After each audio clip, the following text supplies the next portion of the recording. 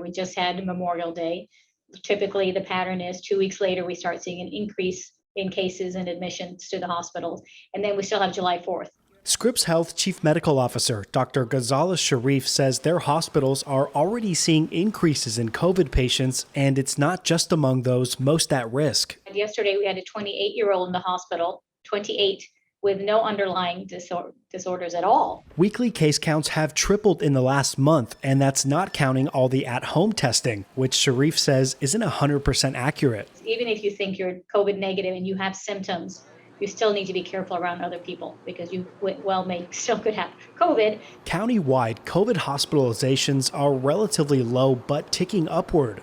On Friday, there were just over 200 San Diegans admitted. Hospitalizations typically lag behind newly reported cases. It's a modest surge. UC San Diego Health infectious disease specialist Dr. Francesca Toriani says the modest case surge could be here for a while. She's watching hospitalizations, especially as new variants begin to surface. They may be more severe, and so we might see in the next few weeks the number of hospitalized patients going up.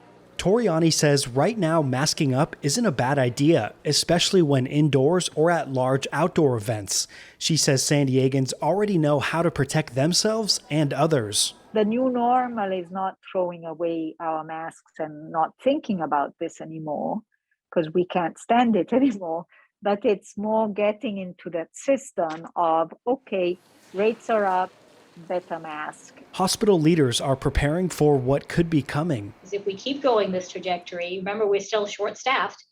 There's a shortage of staff across the country. If we start seeing more COVID patients, ultimately that means that we have to start, decreasing our surgical volume and all the things that we've gone through before that we don't want to do. And it's really not fair to those people that have been waiting. So if you haven't had your booster yet, you still haven't been vaccinated, there's still time to do those things that we know work.